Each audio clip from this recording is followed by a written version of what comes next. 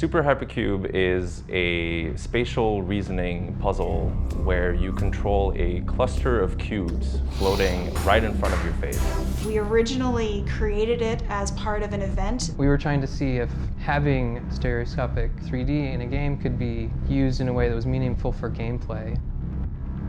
And what we found then was that just having a stereoscopic effect wasn't really adding very much. Adding the head tracking was what really made it work. It gave you this kind of magic window into the game. You really felt like you were in an environment that not only had depth, but it also had immersion. You were actually in the space.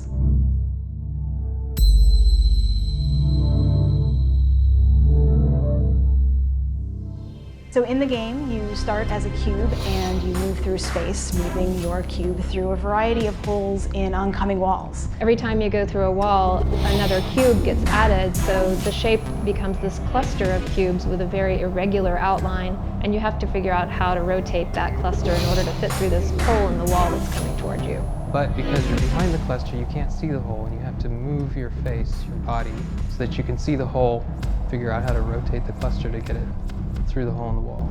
And you do this basically until you die. It's an arcade game in VR. It's like a baby's toy. It's extremely simple.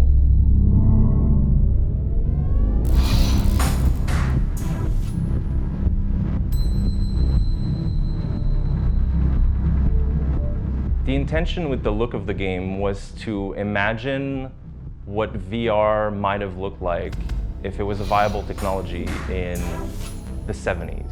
We were very influenced by light and space artists like James Turrell, Dan Flavin, by early computer graphics work, including work by John Whitney. Virtual reality of, say, the 80s in things like Blade Runner or Xanadu. Things like targeting computers in Star Wars, 2001: A Space Odyssey, things that had a lot of neon lights, futuristic interfaces.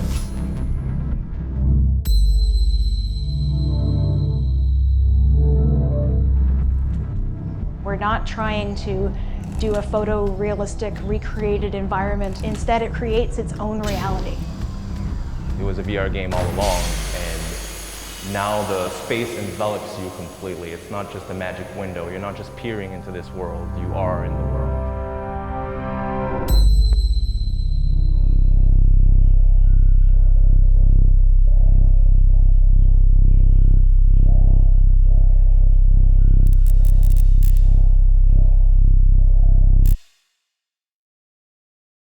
PlayStation